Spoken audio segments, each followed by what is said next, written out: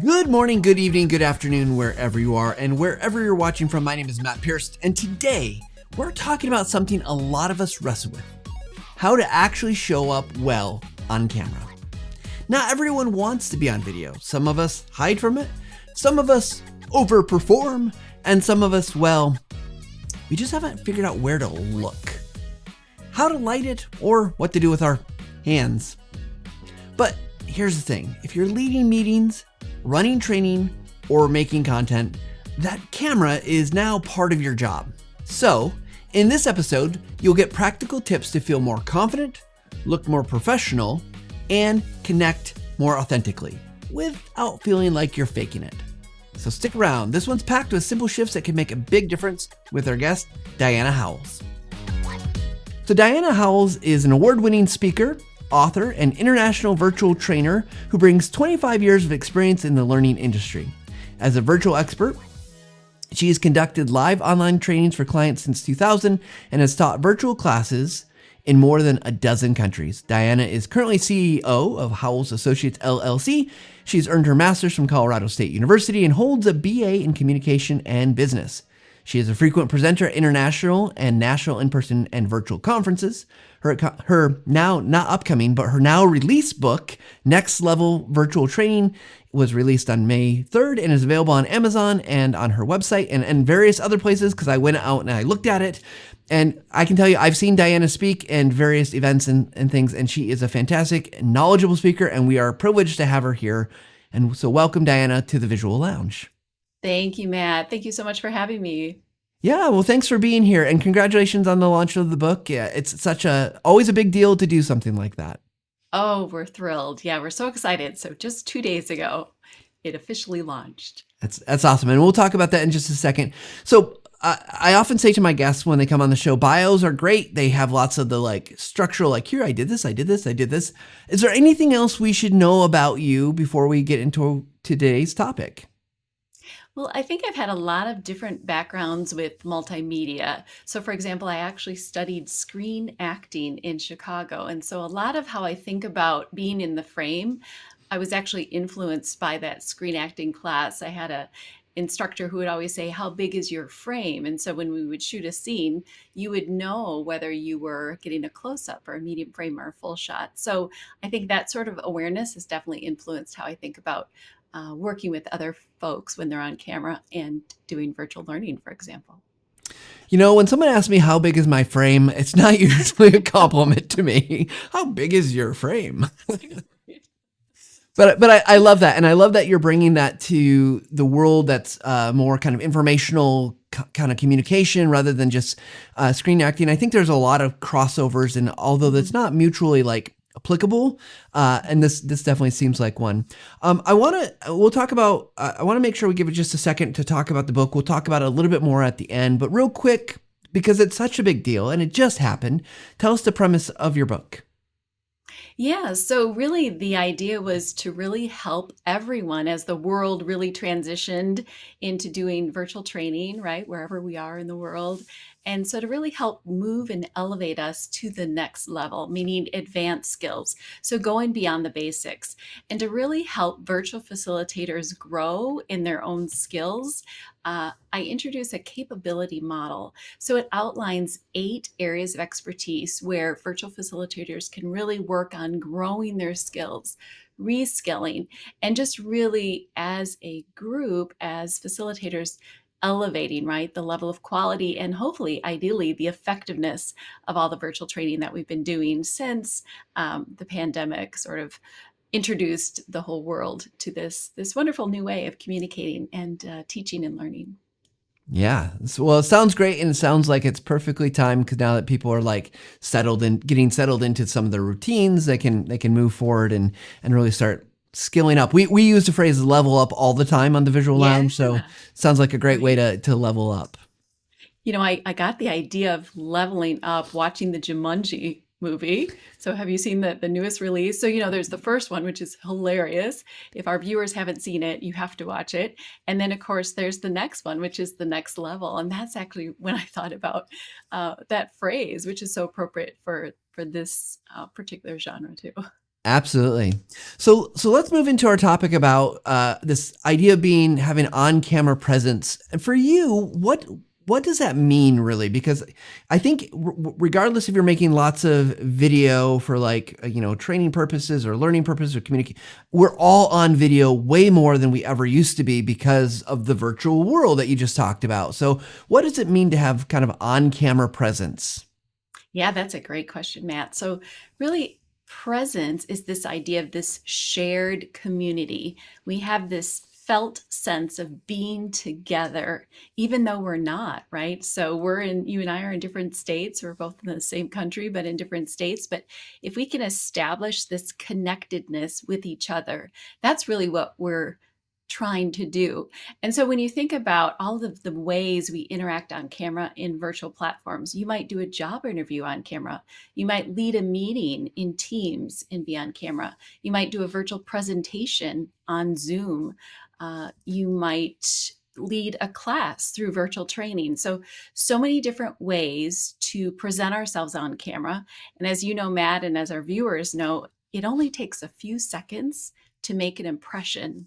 And so to put our best foot forward and to really come across as our best selves, there are things that we can keep in mind to help establish that connection, but also to make sure we have a professional on-camera presence with others when we're communicating online. So, okay, since you brought up this, we have a few seconds to make a connection. I'm curious from your perspective, and I have opinions about this too, but why does it matter? Like, Yeah. don't you just get kind of what you get? Like, you turn on the camera, this is what you get. I'm sorry to all my coworkers at TechSmith. They get this here, right? Like, and that's what you get. And so from a professional standpoint, why do you feel like that matters going into whether it's a presentation or just you're in a meeting with your coworkers? Yeah. Well, there is a lot of grace. There's grace for attendees for sure. But I would say if you're a leader in your organization, if you are the trainer, virtual trainer, or virtual facilitator, if you are a manager, if you are a supervisor, if you are the one doing the virtual presentation, you want to influence those with whom you work. And actually, how you come across builds rapport, helps people establish immediately whether they're going to keep listening or not listen to you. You're building connection, you're building relationship, building credibility, building rapport. All of that matters, right? In terms of your message or working with your staff or working with your learners.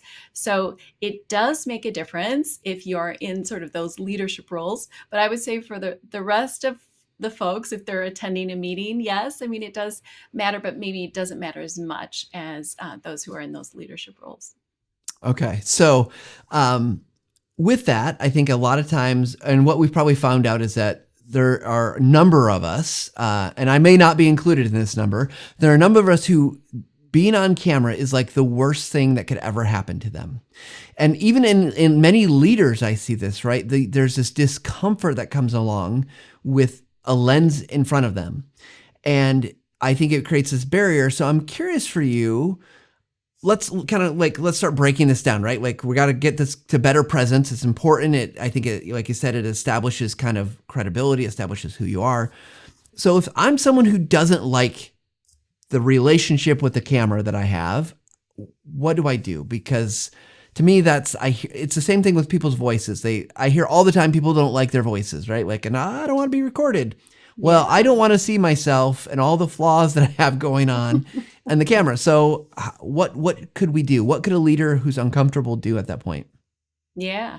Well, that's a great question too, Matt. So really, one thing that you can think about is when you first come on camera, you of course want to frame yourself in the shot well, and I'm sure we'll talk about that in a little bit, how to do that well. But then there are many video conferencing platforms now that allow you to hide self view, because what happens is we get distracted. We're drawn to our own image.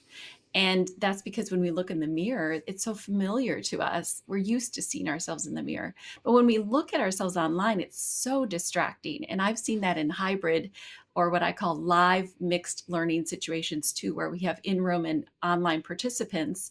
And some of my in-room folks have said that, oh, I feel uncomfortable seeing myself on camera. So it's super common, very normal. But turning on that hide self view once you're framed correctly is a great way to not distract yourself. But it is important for establishing connection, relationship, remembering that you're there, having a presence, right, in that meeting or in that virtual facilitation class. Very important to be on camera, because we found, when we are off camera, when you're out of sight, you're out of mind. And I'm thinking about this especially for some of those hybrid meetings, right? So really important to have the camera on. Now, do you need to have the camera on all the time? Absolutely not. But certainly for certain points of interest, absolutely. And I call those points of interest purposeful connection moments. Yeah, I love that. And it's, I think it's definitely difficult. I'm going to call a spade here. I have my camera set up here, right? I'm looking directly here. I have you over here because this is the way cameras work.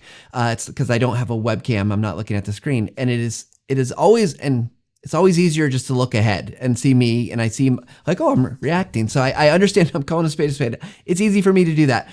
Now, Yeah. I think the reminder maybe we want to remind people is you hide yourself. If you're still on camera, but hide yourself, don't forget you're on camera. You're still on camera, right? Absolutely. Yeah.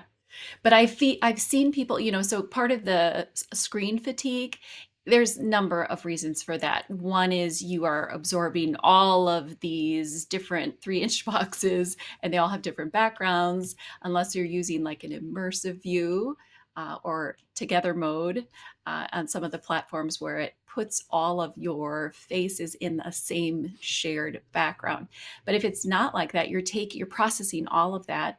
Plus you're looking at yourself and you feel like everyone is looking at you. You feel like you're on stage. And sometimes when people feel like they're on stage, they feel like they have to perform. So maybe at home or wherever you are right now listening, if you have ever nodded more or felt like you were nodding more because you're on camera, you can sort of raise your hand at home. But I know I certainly have caught myself doing that too. There's this sort of compulsion to perform when you're on camera, like we're nodding and we're more animated. And of course, all of that gesturing and expression is very good, but you want to be who you are and you want to be real and you want to be authentic. But there's this kind of need to, nod more often. So again, hiding the self view that some platforms allow can be a helpful way to get that distraction out of there, knowing that you've established your frame first and you fill the frame well, and then you can turn it off. Yeah. Well, I love the authenticity portion of it, right? I think that's really important. I also understand the need to perform, because it's like, yep, I need to show I'm paying attention, I'm focused. Right. Be animated. Yeah. Yeah, gotta move around, do a little bit. Yeah. So the question I have with that is, so we've been talking a lot about kind of like in virtual. It's awesome stuff, and it's virtual meeting stuff. From that perspective to like, I'm going to make a pre-recorded video. I'm going to do something that's not live, where I don't have to worry about someone watching me. Is the camera presence different, or should I be performing or being in a kind of a different space when it's something that's going to be like pre-recorded versus like it's a live meeting? I think both are important, but I'm curious if you've seen a difference in kind of the way you would approach that. I think so. Yeah, absolutely. So, a lot of our learning and development listeners today, they know the most important thing is knowing your audience, right? And then what is my goal? What is the effect I want to have? And so when you're in a virtual meeting, that's very different. You might be influencing them to adopt a budget, to move forward with a project, to make a decision, to brainstorm. That's a different kind of thing. But think about, what effect do I want to have? And what kind of presence do I need in that meeting to be influential? But as you're talking about, Matt, kind of that pre-recorded video, that is a little bit different. It could be instructional, it could be informative, but usually you would have talent who feels very comfortable on camera, because you do want to have that established rapport. And usually we sort of perk up their energy a lot more. As a colleague of ours once said, think Disney World. So it's very energetic. And so that is a little bit different, right? Because that's one person talking to the camera. I like to think about it as an audience of one. There are many out there all over the world, but audience of one. So it still can have kind of that intimacy, but it is a different feel. Does that make sense? So thinking about the effect you want to have. As I nod along, yes, yes, it does. Yeah, right. One of our guests from the past show, Andrew Kahn, he said something that I love in an interview we did with him. He said that it's not natural to be in front of the camera. We shouldn't expect it to be natural. But I do think the world that we live in has given us this place where you mentioned, you want someone who is comfortable. But I think the world we live in it's like, well, kind of everybody has to have some comfort level, right? And I'm just wondering if I kind of similarly, if I'm that uncomfortable person, are there things or activities I can do, steps I can take to start getting more comfortable with the present, besides just the frame, right? The frame is important, but that kind of internal monologue I might have with myself, are there things that would help me to start to overcome maybe a little bit of that discomfort? Maybe I'll never be a professional on camera in terms of professional as in like an actor or something like that. But do you have activities or things that you suggest to people when they're like, maybe your CEO or senior leadership team member needs to be on there, someone important that's got the expertise, but they're like, they get really nervous? Yeah. No, absolutely. It's so true. And I'm sure a lot of our viewers today are thinking, yeah, that's been my experience. So, as is true for anything, the more experience we have, the more practice we have, that certainly can help. But I know some people, and you probably too, do too, who have been online for 2 years but still hate the camera. So it's more, when you think about it, it's not about me. I think when you put the focus on you, that creates sort of this angst that doesn't need to be there. So it's about, you think about that camera lens as the conduit to your audience, to your colleagues, to your direct reports, to your learners. And when you think about them as the conduit, and actually seeing their videos there too helps you to break through that. It's about always connection, building relationship, establishing where you want to take the group. What do they need to learn? What do we need to practice? So part of that is, the visual component is so important, as John Medina talks about in his book, Brain Rules, that visual sense trumps all other senses. So there really is often a better feel for presence when we do have our cameras on.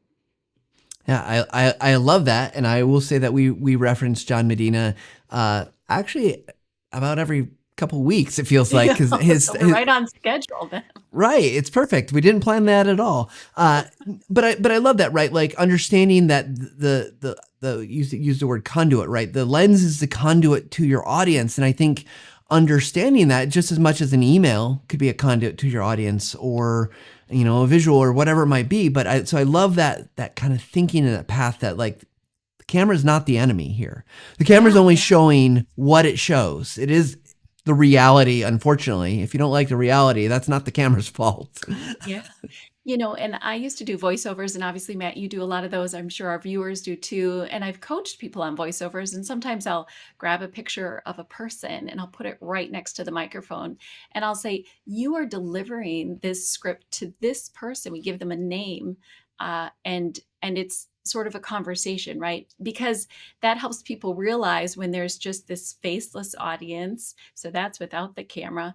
You can sometimes sort of have those props or prompts, like a picture of somebody nearby, to remind you, I'm talking to people. This is my conduit to all of the folks that are listening on the other side. Yeah, I love that advice, that you can see them. We often, some of our instructional designers, when they're doing tutorial videos, because the way they're doing their voiceover work, and, we tend to record line by line, still one big recording, but they're breaking it up line by line. Yeah. And one trick that we've used to kind of keep the tone friendly and kind of in the same vein as you go, so it doesn't vary wildly, is they'll say something like, "Hey, Mom," and then they'll say this, read the sentence. Oh, that's great. So Yeah, every line, "Hey, Mom," right. go click on this. "Hey, Mom, Yeah. now move your cursor over here." And that gets cut out. No one should hear "Hey, Mom" in the end video, but it keeps kind of that same tone and friendliness going. Right. That's right. I was working with an individual maybe 2 weeks ago, and she was trying really hard to try to come across professional, but it was actually making her not sound conversational. So I just said, pretend like you are leading a team meeting, which she has a beautiful conversational quality. And so we had her practice, like pretend that she was leading a meeting. And once she got in the flow, I said, that's it, go to your script. And then, we caught her Yeah. in that flow mode, right? So you just kind of work with people to get them where they need to be. Well, I think that's great advice because it does so often, I think, especially when it comes to reading a script, I feel like people like they want to go to that like I'm reading out loud mode and they Yeah. they they get tense and they don't they're not as natural. It doesn't feel right. Even with on a teleprompter, right? People like because we're not practiced at it. Yeah. Oh, exactly. Or, an optometrist told me once too that, you have the deer in the headlights. So you see that camera, and for some people, they freeze. And we only blink, I think we're supposed to blink we naturally blink 20 times in a minute. But when we look at screens, apparently we only blink 5 times in a minute. So we have this sort of deer in headlights reaction, but that's probably also why we get dry eyes. So it's different, right? It's not sort of the natural organic world, but it is a wonderful way to still leverage and connect in a global village with technology. Technology has been the enabler. Yeah, I love it. Now I'm thinking about all I can think about is how much I'm blinking. Am I Oh blinking yeah, enough? right. Blink more. Yeah. So Diana, we do take questions from our audience, and we have one that came in that I think is a good time to ask the question. This is from Garth. Hey Garth, we're so glad that you're here. Garth is a Hi, regular. Garth. We're glad he's here every week. So he's asking. He says, "Do you have a preference on standing versus sitting when on camera?" He said, "I find standing gives me more dynamism, dynamism. I'm bad at reading online when I'm on a camera. When We know what speaking, you mean. being dynamic, right? And so I'm curious because, and I'm going to add to his question a little bit because I think when you're doing like a pre-recorded piece, I always prefer to stand. But I'm curious. So your thoughts on pre-recorded, and then also in the virtual environment where it might be maybe different, strange to be standing. Thoughts? Yeah. Yeah. Oh, I love that question. So, standing naturally gives us more energy. And so, if you have found that you have stood and you have more energy, then I would say definitely stand. The same thing with gestures. If you're using your gestures, hand gestures, that can actually help you communicate better. They are natural amplifiers. Think about when you're in a noisy restaurant and nobody can hear you, and you say three, and you naturally see like your fingers uh, right, illustrating what you need to say, or you shake your head no. So all of those things can help bring energy too. So I would recommend that. I would be careful though. I have seen some virtual facilitators where they start pacing. So they're moving and they're actually going off camera. So we can talk a little bit more later, maybe about movement, but that can bring you the energy. For pre recorded videos, to your question, Matt, yes, I would definitely say stand. It really, when you sit down, you sort of lose some energy. And when you go through technology, it takes a hit as well. So I always like to recommend try to generate twice the energy you would normally have because it takes a hit as it travels through the screens. Yeah, I basically been told don't stand up because you have too much energy. So Oh, too I'm much. limiting That's the myself. opposite. I'm kidding. I'm kidding. Well, Diana, I want to start getting into maybe of the kind of the little bit more of the practical how-to things. But where I want to start is maybe is a little backwards. I'm curious because you've seen a lot of people, you've coached a lot of people. What are some of the kind of killer mistakes that you just see people make that takes away from good presence? And I think we've probably talked about them, but I'm curious. Like, let's start with there because then we can maybe coach to how do we get better. Yeah, that's a perfect place to start. So, our viewers have seen this too, and Matt, you've seen this too, but let's start with background. So, technically, you have something in your background that's maybe growing out of your head. Or the one I see a lot is ceiling fans that just happen to be right above your head. And worse yet, they're on. So, they're spinning and they look like a beanie. It looks like you're wearing a beanie. Uh, but what's wrong with that? Well, it distracts from you and your message. So imagine behind me today if I had three bicycles. you would probably be looking at the background saying, well, what kind of bike is she riding? What is that back there? And and what happens is your attention, your thought, your working memory is focused on the bikes and not on the message, right? And we know, especially for learning and development, learning absolutely necessitates attention. So we really do a lot to minimize distraction. So I would say that's one of the most common ones. The other error that's very common is lighting. People, it's a video literacy is something that we're just learning, and most of us are growing in this area of being video literate. But lighting is one of the basics, and we don't always realize how much lighting is required for good video. And Matt, you know this as a professional videographer, but sometimes people will light from the back. There will just be a window that happens to be there where their office is. Or they'll have ceiling lights on, which create like halos and are distracting. Or they'll have a window to the side. The bright sunshine comes in the early afternoon, and you have this real hot spot on your face where you're just washed out. And then the other side is in shadow or silhouette. Other errors include like where you frame yourself in the frame, and I'll see if I can maybe demonstrate it. So they might truncate themselves right at the chin. They're off to the side. We only see their Here, face. You that see will how that'll that's help like you. super, thank you. It's a super awkward angle, right? When I used to odd truncations right there, and I'm not really leveraging my real estate. I'm just kind of a little head in the back. And then of course we move differently on camera. So we don't move. It's not front to back. In person, we can move front to back, but on video, it's not, because this is what happens. If I move toward camera, you see how everything grows gigantic, and people will gesture and not realize that they are blocking their face or blocking the camera, or they move really fast with their gestures and they think, oh, but you're actually covering your face. So when we're communicating, when you think about how you learn language, where do we look? We look at eyes, we look at mouth, we want to see your face. So does that help, Matt? Those are some of maybe the common errors. Those are awesome. And I see the comment from Jessie, our social media person. She's like, did Matt plant this answer? Because it just so happens next week we are talking about lighting. Awesome. So we've got a whole episode of this show where I actually show off my lights. I show off a bunch of things like you just talked about, getting the lighting right, why you might want to invest in lights is the second investment after your microphone. But yeah, so this is all really great advice and things that like I know I do. Like I catch myself all the time doing things like I'm moving too fast, or maybe not using my kind of axis here, whatever axis we'd call this, x-axis, whatever. I use it maybe inappropriately because I'm like excited. I get excited on camera. Yeah. But it's those are easy mistakes to do, and it's interesting because none of those would maybe disqualify a video from being good, like camera video from good, but it definitely could be distracting from be distracting. Exactly. And your graphics are beautiful today. So I'm assuming you have a real green screen probably behind you, and then computer graphics. Oh, those are.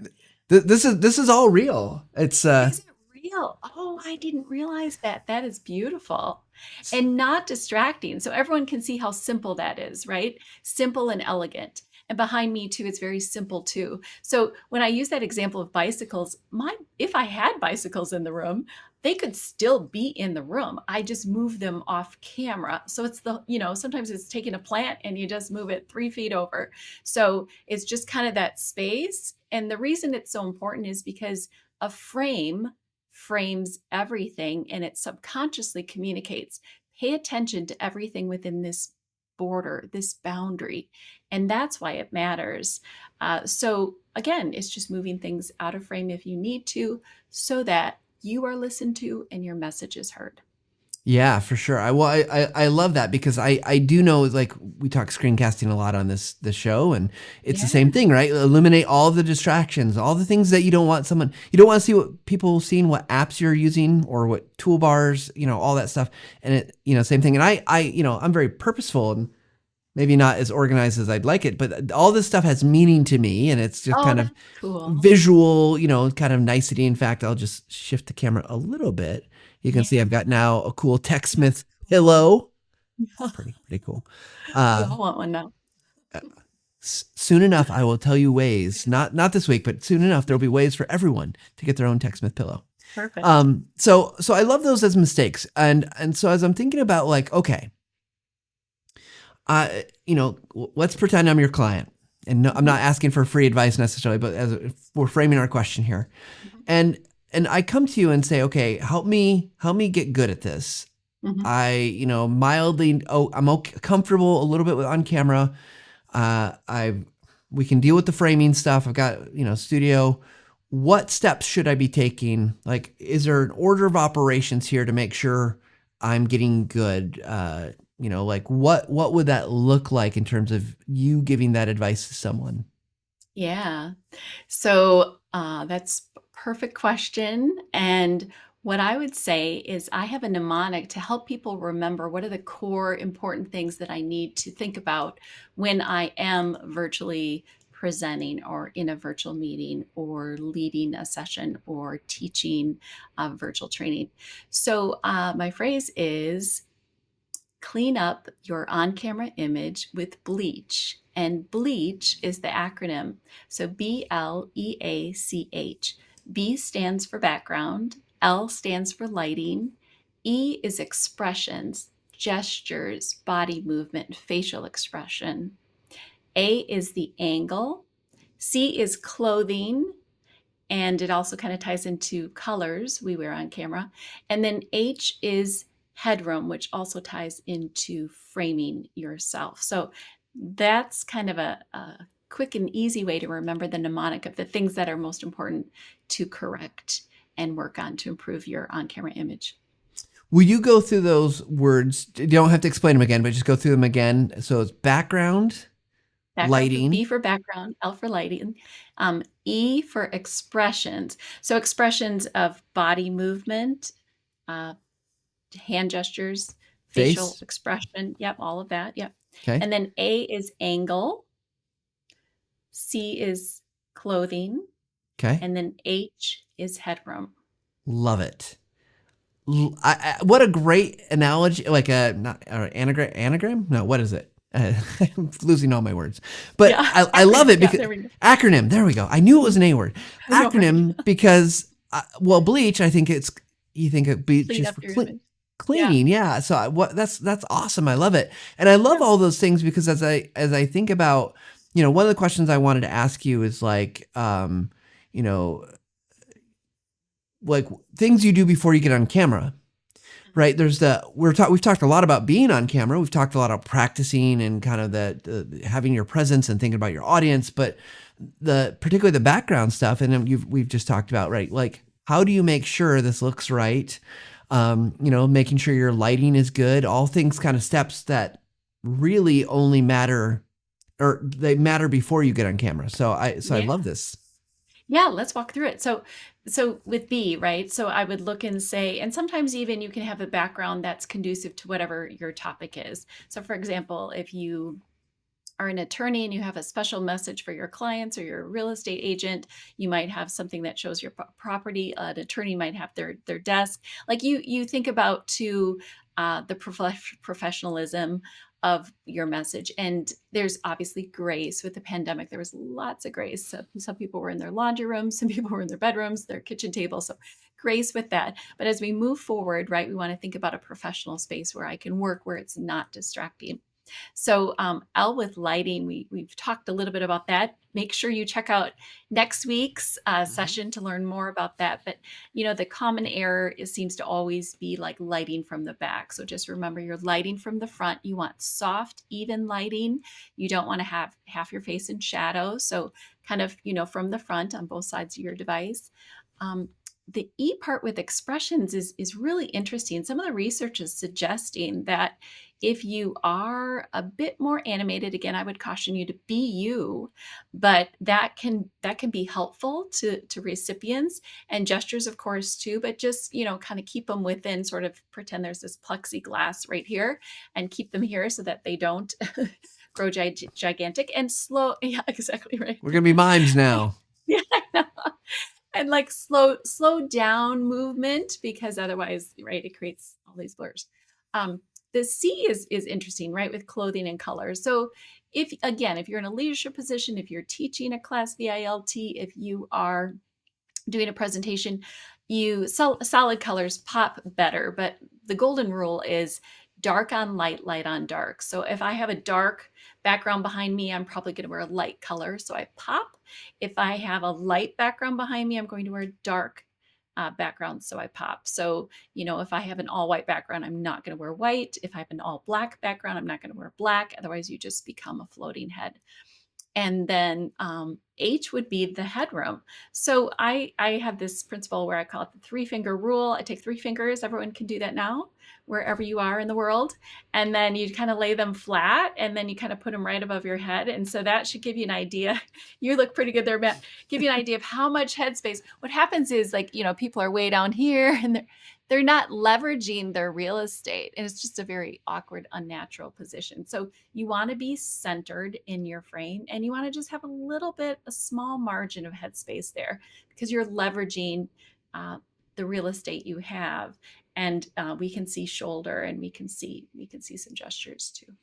Yeah, and in the chat, Jane Davids just said, in clothing, avoid checks and stripes, which is a great tip, just because it creates your camera. Depending on the camera, can create weird patterns and what's called I think it's the moire effect, or that waviness. It looks like it's shimmering. Looks like it's shimmering on camera. Yeah, those fine lines. That's a great reminder. Great tip.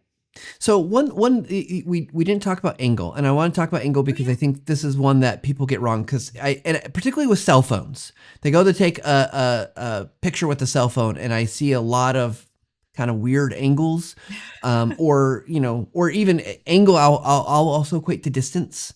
A lot of people, what they do as soon as they go to take a picture or a video, is that they'll step back, right? And so, what is it about angle that we need to know? Is there a particular, is straight on the best? Do you want above? Do you want below? Is there a reason to maybe change it up depending on what you're doing? Yeah, I'm going to step back a bit, and I'm going to talk about when you go for a performance review and your manager meets with you. If they meet behind a desk, there's kind of this barrier there, and it creates a different space, right? So we've also seen that in learning, in-person traditional classroom learning. If everyone is seated in rows, it creates a different space than when we're all in a U or a circle. Or so let's go back to the interview. The performance review, if that manager comes and sits at a round table with you and discusses, let's see what went well this year, let's see what you can improve on. It's a different discussion because it feels like you're on the same level playing field. That's what we want to establish on camera through technology, is this level playing field. And how do we do that? Eye contact, connection through the lens, and this idea of being sort of eye level, this illusion of being eye level. So you're right, Matt. The most common area that we see with angle is that somebody has the laptop usually, or a tablet, on a desk below them. And so the person is projected sort of like this, looming over the person who's watching. And what it feels like is that there's this larger than life person looming over you. It's not flattering for the individual because we call it the double chin angle. Some call it the nose pose. And the really important thing to pay attention to is the recipient on the other end feels it's an intimidating posture to us because you're looking down at us. So again, we sort of change our interaction, change our behavior, depending on how the space is created. If we can level set and have sort of eye contact at a similar level, we're better at establishing rapport. So raise up that laptop, find some sturdy supports, elevate that, change your room around so that your hairline is kind of close to that camera lens. Matt talked about the cell phone. Just think about if you can get a tripod, or if you can angle it in such a way that you can at least be more eye level. Yeah, I think this is where we can turn to film as having set a lot of the standards that film will often shoot from below a character when they want to show that character in power, right? They want to show that as a force dominant, and it might not be a good power. It's usually not. In fact, it's usually a bad power. And the other risk is when it's coming from above, it's also diminishing the size, and usually it's like showing like that they're not as strong or is as valuable, but then it's equal when it's kind of equal playing field. So I love that advice, and I think it's really great. The other thing I'll say is there's a big difference, and I know my audio gets a little weaker, but if I move back here, this is Right? It very gets smaller. different. Yeah. Yeah. And so going back to the So true. beginning, fill your frame. Back in the right. Back in the day, I went to this is when Jay Leno was hosting the Tonight Show, but I was on the Jay Leno stage and they talked about how Jay Leno's seat was intentionally raised a little higher as host, and guest seat was raised a little bit lower. But here we went to the single shot here. But if we go back to a two shot, Matt, it's important even for you and I to be like, if I was like this and you're where you are, like that just feels unsettling, right, for the viewer. So if you and I are kind of comparably spaced, that's really helpful. If you and I were in person together, when you're talking, I would look at you Mm-hmm. because that directs focus, right? Because people would look at me, but I'm looking at you, which then makes them look at you. But when we are on camera, we can't really do that. But notice the camera does the work. So Matt is the one who can go from a single shot to a two shot and back to a single shot. So directing focus, it's different on camera. Movement is different on camera, but we're just building relationship, building connection, establishing rapport, and making sure that there's equity there. Yeah, I love that, and it's a great way to think about it as equity. We're building kind of level playing field for our Level playing audience, field. Yes. and for us really, we want we don't, unless you're trying to rule the world and dominate, so then you can angle up shots, but then you're looking at people's noses. It's no good. So Right. Diana, this has been an awesome conversation. Hopefully everyone's getting some great takeaways and Yeah, thinking about so true. their framing, their on camera presence, things that they can do. Mhm. Before we move into speed round, which is coming up just in a second, why don't you do two things? One, tell us where people can connect with you, and two, remind us about the book. Sure, absolutely. So, folks can connect with us on our website, which is www.howlesassociates.com. That's HOWLES, associatesplural.com. And the new book that just came out 2 days ago is called Next Level Virtual Training, and that is available on Amazon. You can also link to Amazon from our website, so we have book links in our website as well. But I have a whole chapter dedicated to on-camera competence in chapter 5, and then also there's another chapter dedicated to hybrid learning, which is what I call live mixed learning, because it's live in real time, but it mixes learners from who are both online and on site. And that's a whole nother aspect when we talk about being on camera, because you really have to have this camera awareness. When you have online folks who are watching the in-room participants, you have to make sure it's not just showing half of you or the back of you, right? So just having camera awareness of what is being projected so that everyone can be included and everyone can participate and have a great learning experience. Yeah, and just so you know, we got a great compliment for you in the chat that Christy Codovan, who's also been a guest on the show, says Diana has 0 filler words. Awesome. So I can tell you have practice, whereas he's probably thinking, I can't count that high when it comes to maths. Yes, I call those vocalized pauses, right? Where we vocalize when we should be pausing. And I do say right a lot. I probably said that a lot today. That's my kind of my filler word, right? But we all have them. So we say okay, or we say and it's international. Some people will say from other countries. But I think as long as we become aware of it and just try to minimize it, the golden rule is as long as it's not distracting, then we could be more effective when we communicate. Well, I love it. And speaking of communicating, we're going to jump into our speed round now. So Diana, Oh I hope boy. you're ready. So here we go. All right. So all fresh new questions you're not prepared for. And so we just throw them at you and good luck. Don't hate me afterwards. All Okay. right. We've asked you a lot of questions about being on camera. What do you think is an important off-camera skill people should develop? Oh, just related to anything? Open Okay. question. All right. Well, I think off camera you should find something that fills you up, because when you're working so hard, and we've gone through so much in the past couple of years with adjustments, if a nature walk fills you up, if walking the dog fills you up, if singing fills you up, if dancing fills you up, I would say off camera, do what is meaningful to you, because you only get to live once. Sounds like a good plan. And we should go all do this after the show. But stay for the show. Stay for the end. Next question. You have a great on-camera presence. There's no denying that. We just talked about your ability to not use too many filler words. What's something that you're still working on? Oh, I'm always working on something. I don't think we can never not be finished, right, with our development journey. I think for me, I actually am trying to work on talking slower, because sometimes usually those fast talkers, we know who they are. I'm a natural fast talker. So hopefully I didn't, oh, you too.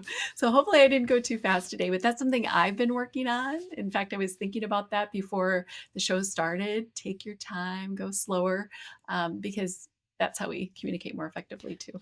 Yes, and I have seen a study that did talk about that fast. A guy was talking about giving keynote presentations, Andrew Davis, and he was reciting something that said that you actually you don't want to be too slow. There's that, like, talking faster draws people's attention, because they're like, I've got to listen, I've got to pay attention. So, but yeah, just got to you can vary it, I balance. think, right? Like slow down for those important points, and then vary it with fast, and then slow down again. So just not droop. Exactly. Okay, this is one of our kind of standard questions we ask everybody. Where do you turn for inspiration? Oh, well, I do love nature. So I'm someone who, we live by a conservancy, and I was there every day during the pandemic. I just love the buds and the trees and the smell and the birds. And so I think whatever is your muse, it is important to find that. For me, it's nature. And when you're in that stillness and in those quiet moments, that's when creativity comes. When you're not looking for it is when creativity comes. And so, yeah, nature has been my muse. Mine likes to creep up sometimes at like 3 a.m. Oh yeah, it comes when it's always inconvenient, right? I'm not ready for this. Now I have to go write it down, or I'll forget it. Right. Okay, Diana, our last question for you, part of speed round. What's a question you'd like to ask me? Oh, well, I just found out you're a father of 4, which I didn't realize. So what is it like? I know Mother's Day is coming up this weekend, but what is it like to be a father of 4? It has been wonderful and crazy and awesome. I mean, kind of all, it's always the best, but it's like it's a mix of things too, because it's hard, like, I think anyone who has a relationship with people who are growing and developing knows that. My kids know, they know I'd say this, so I'm not telling them anything they're going to find out somehow. They are amazing and stupid all at the same time. And I love them, but they're these little humans who have not learned to control everything, and now they're big humans. Like my oldest is 6'3", and he's in college and is brilliant and doing great things, with his life, as all my kids are. They're super talented, and you mentioned singing. One of them, actually, a couple of them are very good at singers. One of them, my 10-year-old, who I love, he is just like the most creative, out of the box thinker. I know Jessie, who does our social media, she can tell you, because I tell, like, we play a game. We play Dungeons and Dragons at work, which is a very creative game. And my 10-year-old feeds me a lot of the ideas for like what we're gonna do. And Love it. My players probably hate it, but it is. So it's exciting and fun. And it's a great challenge, and it's so cool to see people develop. It's a lot of things like why I like management and leadership, is you get to see these people grow into people who you would never like. I had no idea that my son would fall in love. Well, he lived in Mexico for 7 months, and he fell in love with Spanish, and now he's going to go do a study abroad in Spain. And his goal is to help refugees and immigrants. As hopefully as a doctor, if that's what he can end up getting into med school or whatever. So I'm talking about so rewarding, right? And that's why I think we like L&D, learning and development, too, because we see people grow and develop, and that's kind of what we do, just as parents too, when we do that and see our kids grow. There are some really awesome comments in the chat that I just want for the record, for everyone who's going to see this later. They won't see the chat. So Christy Codovan says, I'm a father of 4. It's like being a father of 120. And then Jesse quoted Jim Gaffigan, says a great joke about, imagine you're drowning and someone throws you a baby, about being a father of 5. So it is, yeah, it's a, not something we talk a lot about here on the Visual Lounge, but I think, it's part of we all have our life journey, and it's exciting. Yeah. Well, Diana, thank you so much for joining us today. We want everyone to go check out your book, and we appreciate you taking the time, sharing all your wonderful wisdom, and I'm sure we'll get much more as we read your book. Thank you, Matt. You bet. All right, everybody. Diana Howles, isn't she fantastic? Gotten to know her over the last couple of years, and I think we met in 2016 at a conference, and it's awesome stuff to be able to reconnect with people and hear all the great things that they're doing. Now, speaking of doing great things, you can do great things too, and let us know what you're doing. We'd love to hear from you. Connect with us on the Visual Lounge. Subscribe to the YouTube channel. Go listen on the podcast on your favorite podcasting platform. Don't forget to email us, message us. We really do want you to comment, listen, so we know that we're giving you guys content that you want to listen to. So with that said, wherever you are, whatever you might be doing, we hope you take a little time to level up, and we'll see you all next week.